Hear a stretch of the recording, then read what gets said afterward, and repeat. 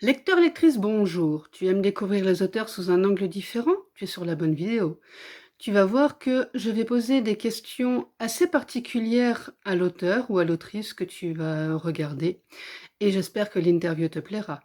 Si tu es intéressé pour continuer à découvrir d'autres auteurs, abonne-toi à la chaîne. N'oublie pas de liker la vidéo comme d'habitude, de lâcher un petit pouce bleu, d'activer la cloche. Enfin, tu connais la petite procédure de YouTube. Et donc, je te dis à tout de suite pour l'interview. Voilà, voilà. Bonjour. Alors, je vais te lire le texte parce que j'ai comme c'est un texte que je propose aussi pour des interviews écrites. Alors, bonjour à toi, auteur de méthode de business. On va changer un petit peu de domaine. Nous allons vivre une expérience particulière. Tu vas voir, tout va bien se passer. Prends une tisane aux orties et aux artichauts bretons bio et vas-y, nous allons démarrer cette interview particulière. Alors, désolé, je ne t'ai pas envoyé le petit mot avant pour te dire prépare ton sachet de tisane aux orties et aux artichauts bretons bio. J'ai de l'eau, ça T'as de va. l'eau, c'est déjà pas mal. Un petit sachet, de la tisane froide, c'est bon. Voilà. Et donc, j'ai pour habitude de proposer des horoscopes humoristiquement novateurs et inspirants pour les étapes importantes de l'année, comme normalement les vacances. Nous allons donc conduire cet entretien décalé autour des 4 éléments fondamentaux. Donc, nous allons démarrer par le feu. Parle-nous de ce qui t'anime en tant qu'auteur. Donc, la question du bélier. Parlons de la turbine de ta cervelle, de tes idées. Comment arrives-tu à te... comment dire? Là, je suis en train de changer un petit peu la question. Est-ce que tu fonces sur la première idée? Pas forcément, non. Aujourd'hui, je suis vraiment plus en mode, je réfléchis à est-ce que cette idée est alignée avec ce que je veux faire comme grand objectif. Donc, j'ai plus ou moins 4 grands objectifs par an, ce qui me divise mon année en 4, pardon, 4 fois 3 mois. Et justement, je valide toujours que l'idée est en accord avec l'objectif que j'ai ce trimestre. Donc ça, c'est vraiment important pour moi de travailler comme ça. Et donc, parce qu'il y a des gens aussi qui ont une idée par an, enfin, tu sais, un gros rock par an, en se disant, voilà, cette année, moi par exemple, j'avais dit 2020, c'est l'année des salons. Je n'avais pas pensé que c'était des salons annulés. Mais bon, c'est dans les détails. Yes. Et donc, toi, tu te mets plutôt des gros rocks par trimestre. Ouais, c'est ça. J'ai plus ou moins 4 projets par an. D'ailleurs, je suis occupé à écrire un livre sur cette approche, parce que moi, justement, j'ai 1000 idées à la minute. En tout cas, c'est comme ça que je qualifie les personnes qui sont comme moi. Et le truc, c'est que si tu canalises pas cette énergie créatrice, tu peux rester soit fort dans l'esprit, soit fort te disperser et du coup faire plein de choses, mais qui n'apportent pas de résultats concrets ou un projet concret. Donc moi, j'ai 4 grands projets par an et ces projets, eh bien, tous les jours, je réalise des actions qui me permettent de me rapprocher de ces objectifs. Donc ça me semble une bonne manière de fonctionner. En tout cas, pour moi, ça fonctionne depuis maintenant quelques années. Justement, avec une bonne transition, la question du lion. Zèbre, abeille travailleuse, fourmi ou cigale, ou tous en même temps? J'aurais envie de dire zèbre parce que je pense que j'ai un profil atypique, mais j'aime pas trop les étiquettes. Donc je vais dire lion parce que c'est un animal qui me parle beaucoup par le côté persévérance. J'ai d'ailleurs vu un panneau Facebook il n'y a pas très longtemps qui racontait justement la vie d'un lion. Et il faut savoir qu'un lion, avant d'attraper sa proie, il rate 8 fois sur 10 cette fameuse proie. Et donc, est-ce qu'on peut dire que le lion rate 80% de sa vie, ou est-ce que justement il est persévérant et c'est grâce à ces 80% de persévérance qu'il est le roi de la jungle, ou le roi de la forêt, ou le roi de la savane? C'est une question de point de vue. Je tiens à signaler aussi que ce sont les lionnes qui chassent, hein, mais bon, juste en passant comme ça, histoire de mettre une bonne Voilà, ambiance pour la suite. exactement. Moi, j'aime bien dire auteur ou autrice. J'essaie de. D'ailleurs, je ne suis pas pour l'écriture inclusive, mais c'est vrai que moi-même, je mets souvent le E entre parenthèses pour n'oublier personne. Et je m'arrange aussi pour toujours, en tout cas au maximum, mettre le féminin avant le masculin quand j'explique quelque chose. Donc, par exemple, je ne vais pas dire David et Julie, qui est ma compagne. Je vais dire Julie et David. Oui, C'est parce un que exemple parmi tant d'autres. moi, quand je fais mes vidéos YouTube, à chaque fois, je fais lecteur, lectrice. Puis après, je me dis, mais en fait, pourquoi je dis lecteur d'abord?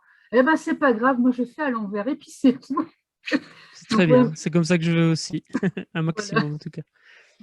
Alors, donc, justement, tu parlais des petits plus. La question du Sagittaire. Quel est ce petit plus que tu mets dans tes livres, ces pincées d'ingrédients qui font craquer les lecteurs? Oui, on peut craquer pour ce genre de livre aussi. Bah oui, effectivement.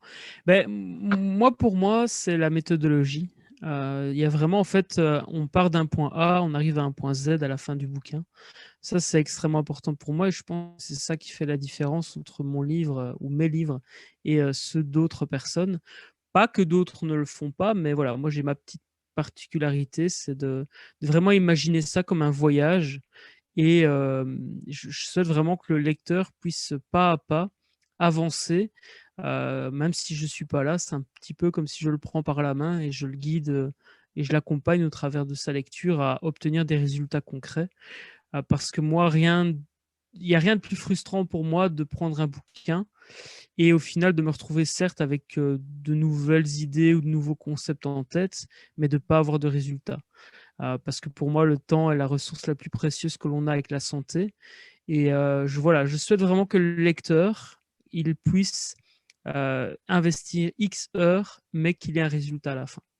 Pas juste des concepts dans la tête, quoi. Oui, c'est vrai que ça, c'est intéressant aussi. Alors maintenant, donc nous allons passer à l'élément R et on va parler de l'homme derrière l'auteur. La question des Gémeaux.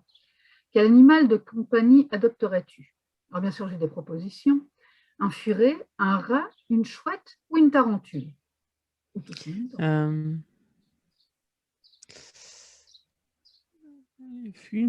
Euh, une chouette ou une libellule plutôt. Je sais pas pourquoi la libellule. Elle est pas dans. Je pense qu'elle est pas dans la Non, liste, mais moi c'était je sais. Ouais, tarentule. ouais, mais j'ai entendu tarentule, mais je sais pas libellule. C'est l'animal qui me vient à l'esprit là. Ouais, je l'adopte très bien. Elle sera en liberté, elle tournera autour de moi, un peu comme une fée, tu vois. Et pourquoi pas, ouais, ce serait une libellule. Et 20 rue dans Bernard et Bianca. C'est ça, hein? Effectivement, j'ai pas fait le lien, mais ouais, c'est ça, c'est Moi, exactement ça, elle me fait triper cette petite libellule là avec sa petite c'est feuille ça. puis qu'elle emmène partout tout le monde Et puis promener. elle fatigue et du coup, ah, c'est sûr que si elle me prend sur son dos, elle fatigue. Après, pourquoi pas, ouais, ça pourrait être une libellule qui peut grandir à volonté. Et du coup, je pourrais monter dessus et je pourrais aller où je veux sur la planète en quelques minutes. Ce serait chouette, ça. Ouais. Eh ben justement, donc ce qui est bien, c'est que j'arrive à faire des belles transitions à chaque fois. La question de la balance. Alors, comment réagis-tu face à un bruit que tu détestes, donc produit par un élément ou une personne extérieure que tu ne peux pas arrêter, bien sûr, sinon c'est pas drôle, comme un cliquetis de stylo, un mâchonnement de chewing-gum, et puis après, comme j'aime bien torturer les gens, et une couleur ou une odeur. Après, tu peux faire un groupé des trois, hein.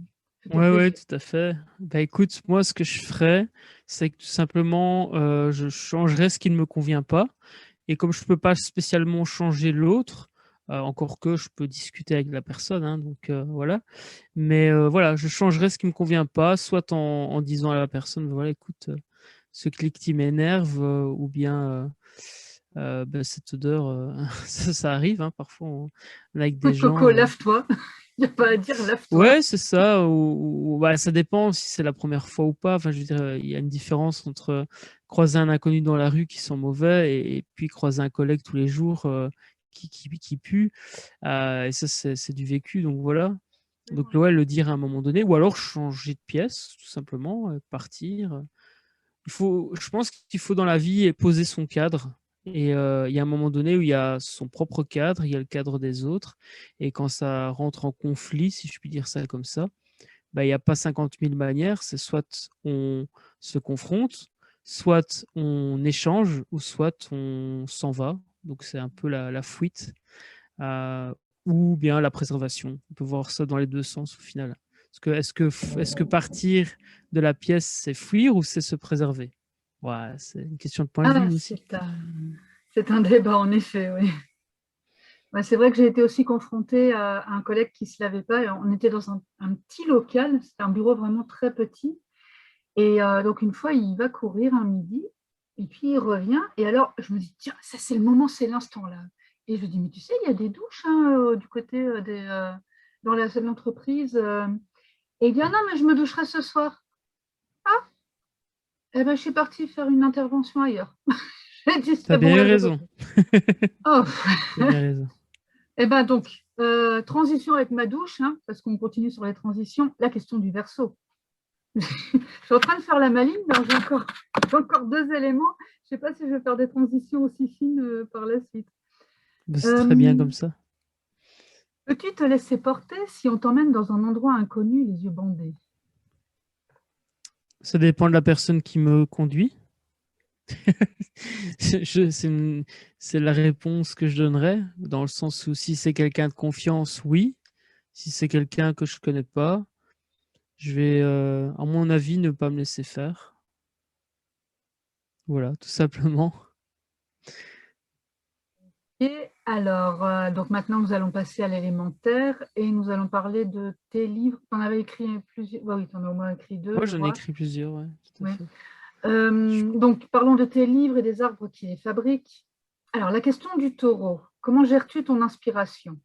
Si elle est en panne, que fais-tu pour la rappeler à toi? Donc, marcher, prendre un bain de boue, courir nu dans les champs.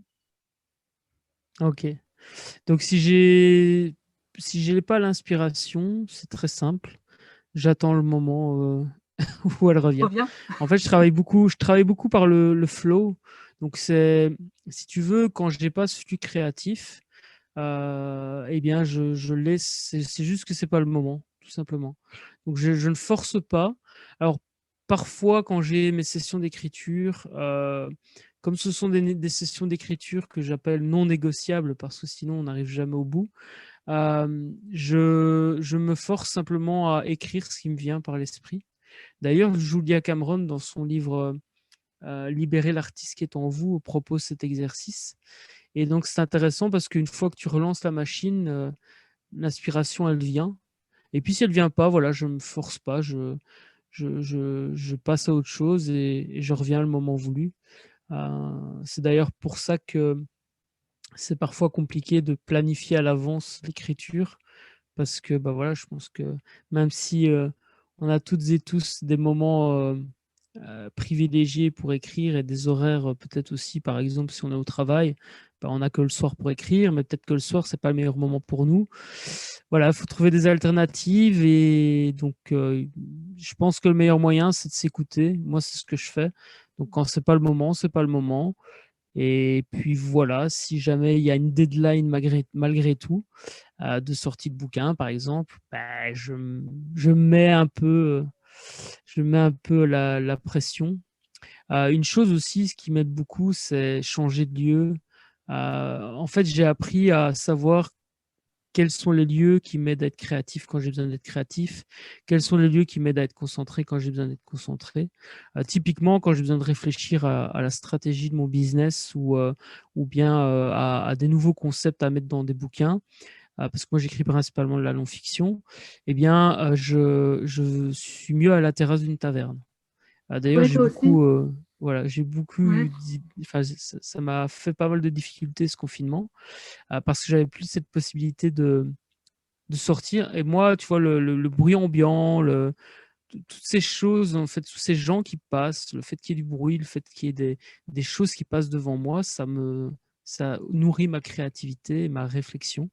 Par contre, quand j'ai besoin d'écrire, je peux le faire aussi sur la terrasse d'une taverne, mais parfois j'ai besoin d'être chez moi tranquille. Ça dépend, encore une fois, des périodes. Voilà pour répondre à cette question. moi aussi, j'aime bien être dans une taverne ou quoi.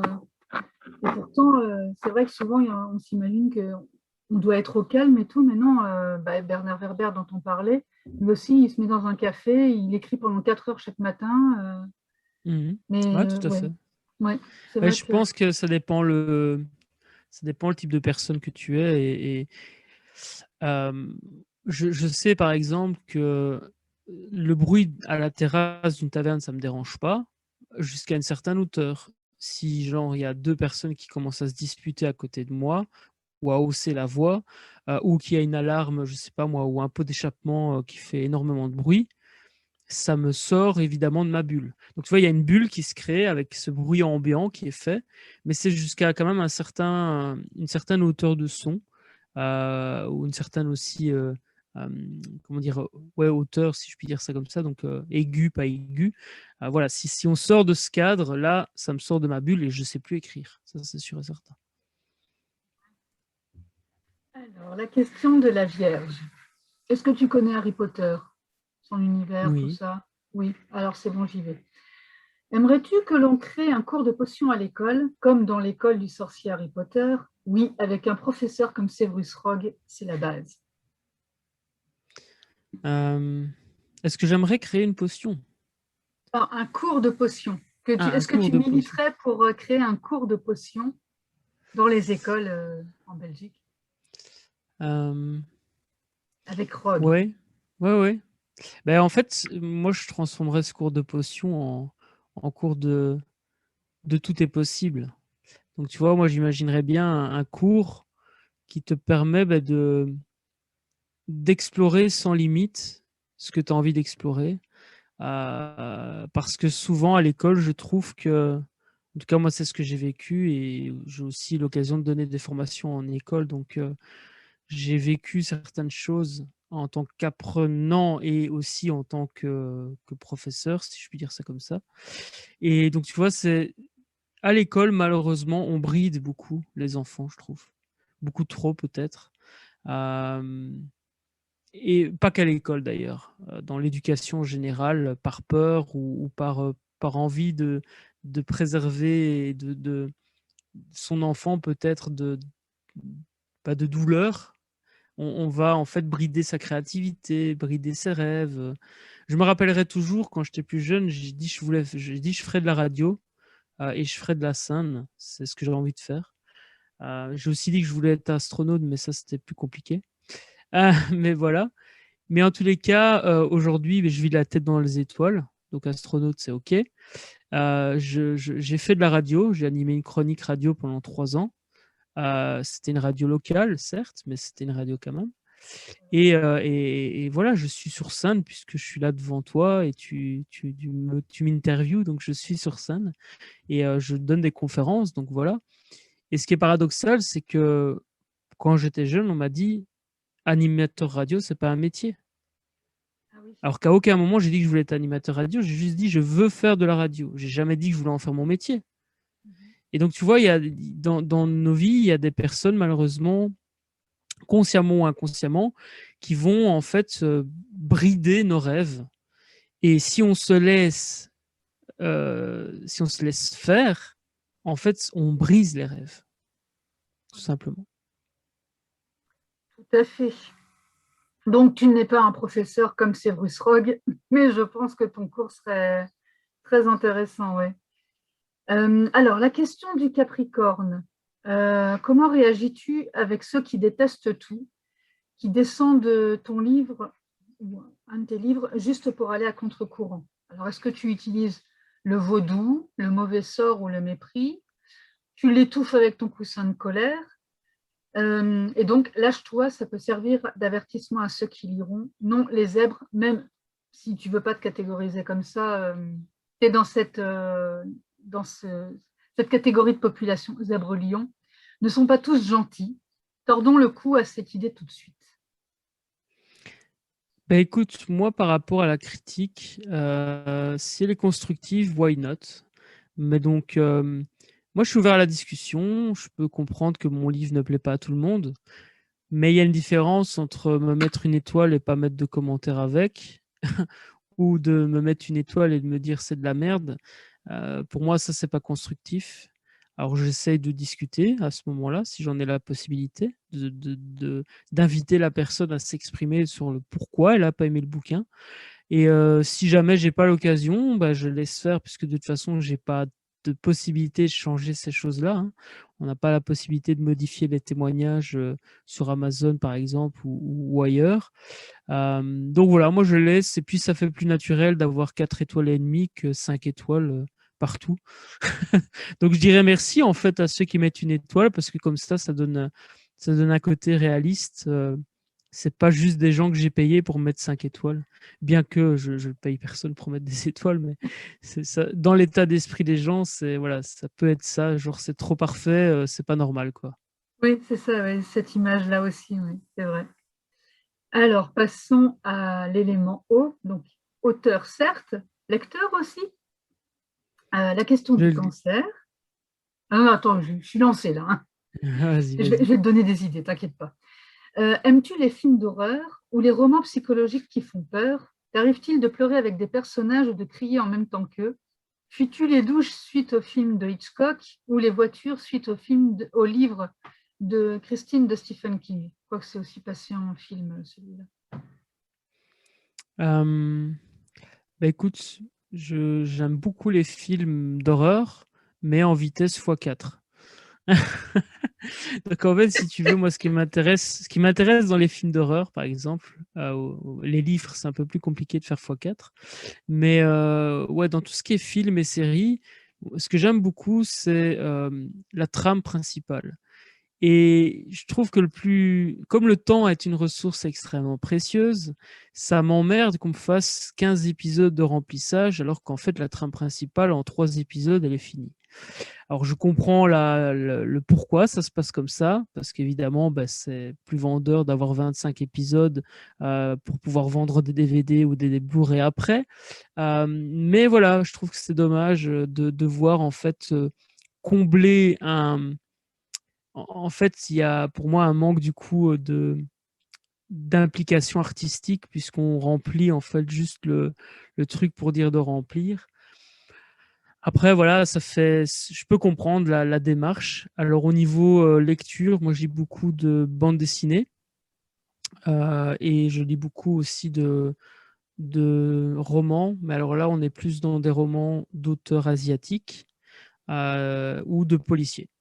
Donc là, par exemple, bah, j'ai le nouveau Claire North, je le dis bien, en avant-première, parce que ma compagne est libraire, donc je l'ai en épreuve non corrigée. Il sort le 1er septembre. D'accord, Et en tu fait, attends des jaloux là. Ouais. Mais en fait, j'ai adoré ces 3 premiers bouquins.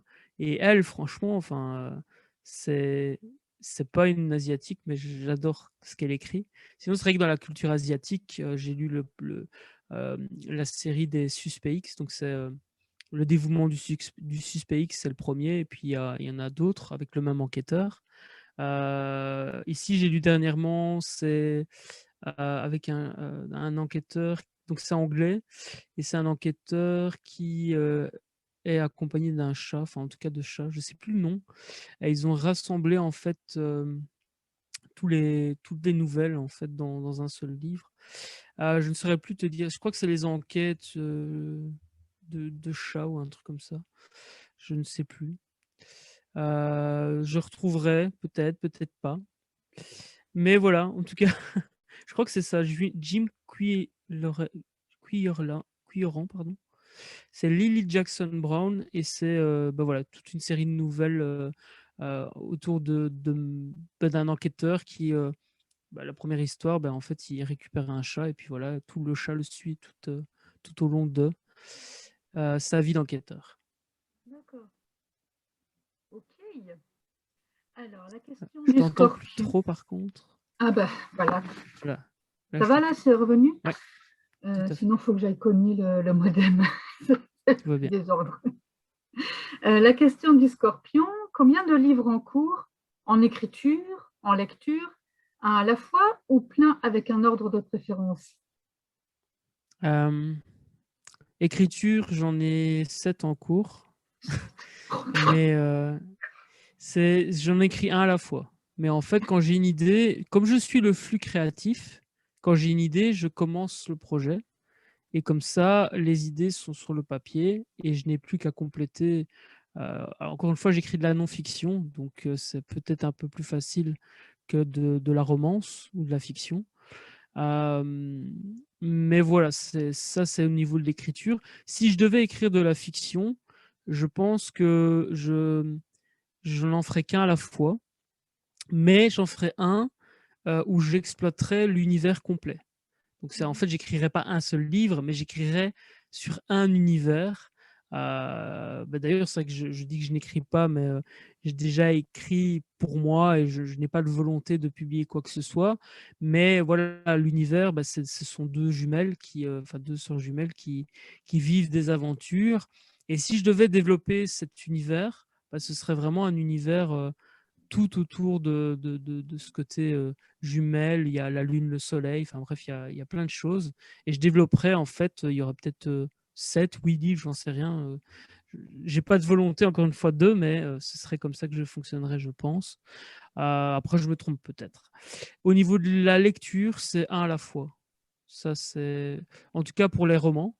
Pour les livres de développement personnel ou des livres de non-fiction, là, en fait, aujourd'hui, je pioche plus dans ce que j'ai besoin. Donc, je ne lis pas un livre de A à Z, mais je vais plutôt voilà, prendre un livre, regarder la table des matières et me dire, bah, tiens, ce chapitre-là m'inspire, je vais le lire, et puis je passe à autre chose, quoi. Ok. Et donc la dernière question, la question du poisson. Quelle voix préfères-tu pour te lire une histoire? Alors avant de dormir ou en pleine journée, ça c'est au choix. Celle de Barry White, Bohort de Camelot ou Johnny Hallyday? Hmm. Moi, je dirais. En fait, je voudrais les trois parce que moi, je suis gourmand. Donc, en fait, ça dépendrait des moments, tu vois. Dans le bouquin, si on devait me lire une histoire, tu aurais genre Johnny Hallyday qui serait là pour les moments un peu plus épiques. Tu aurais Bohort qui serait là pour les moments un peu plus peut-être chaotiques d'une certaine manière. Et Barry White, ce serait vraiment pour illustrer le narrateur. Donc, tu aurais le narrateur Barry White, tu aurais Johnny Hallyday pour les moments épiques, et puis tu aurais Bohort pour, on va dire, les moments moins épiques, quoi. Ou les Ça pourrait combats? faire un mix, ça pourrait, ouais, faire un mix sympa, tu vois. Je suis pas sûr que ça donnerait très bien, mais en tout cas, dans mon esprit, ça donne bien. Ah, mais ça m'amuse beaucoup parce que donc la toute première fois que j'ai fait cette interview, c'était avec Alban Bourdi. Et moi, j'étais partie dans un délire complet en lui disant, mais j'imagine le lit, tu sais, donc contre un mur, la tête de lit contre le mur. Et puis, tu as d'un côté Barry White, au pied, par exemple, on va mettre Bohort, et de l'autre côté, on va mettre Johnny. Et puis, chacun son tour. Donc, ça m'amuse Ouais, beaucoup ouais, que toi, tu ça veuilles les pourrait être trois comme chouette. ça. Parce que moi, j'imaginais chacun de son tour qui lisait son truc. Et là, je Ouais, suis c'est ça, partie moi, à délire. je verrais bien ça. La position du lit me convient parfaitement avec Barry White à ma droite. Johnny à ma gauche et puis Bohort au fond du lit. En plus, Bohort, moi je le verrais bien, tu vois. Barry White, je le vois très stoïque et il ne bouge pas. Bohort, lui, il mimerait aussi ce qu'il raconte. Et Johnny Hallyday, bah, lui, forcément, quand c'est le moment, quand c'est épique, il se lèverait d'un coup comme ça et il ferait sa voix sa voix de rocker. J'aurais bien vu plutôt Bohort, tu sais, se cacher sous les draps avec toi, là, parce que non, non, ça fait trop peur, c'est pas possible. Ouais, c'est vrai, mais moi je le vois en fait dans Camelot, même si effectivement il a peur. Moi, j'aime beaucoup l'image, si je me trompe pas de personnage, mais l'image où à un moment donné ils font sans réfléchir combattre l'ennemi. Donc il crie et il va en fait. Donc moi, pour moi, ça c'est c'est un peu comme je disais tout à l'heure, tu sais, on gâche ton potentiel quand tu es jeune, on te bride. Et en fait, pour moi, lui, il est bridé. Et il y a un moment donné où il se réveille. Et donc, moi, je verrais bien ce personnage-là plutôt que le Bohort peureux. Ou peut-être, en fonction du moment de l'histoire, bah, il y aurait le moment, il y aurait le peureux et puis il y aurait le brave. Parce qu'au final, on a tous et toutes les deux parts, hein, au fond de nous. On a des moments où on a peur, des moments où on est courageux. Bah voilà, je pense qu'il peut avoir les deux. Mais sous les draps, j'évite parce que ma compagne ne serait pas contente. Oui, je comprends, oui. Mais j'aime bien le point de vue sur Board. Je ne l'avais pas vu sous cet angle-là, mais c'est vrai que c'est intéressant. Bon, allez, il nous reste 2-3 minutes pour comment si tu as envie de nous parler, bon là je m'amuse avec celui-là parce que c'est celui que j'ai commandé et que je vais commenter bientôt. Si tu veux nous dire quelques mots pour nous parler de ce livre-là. Bah, avec plaisir. Donc, publier pour impacter, c'est une méthode en 3 étapes et 9 points d'action que j'ai vraiment détaillé dans le bouquin. Si tu veux, j'ai développé une académie qui s'appelle l'académiebusinessbonheur.com.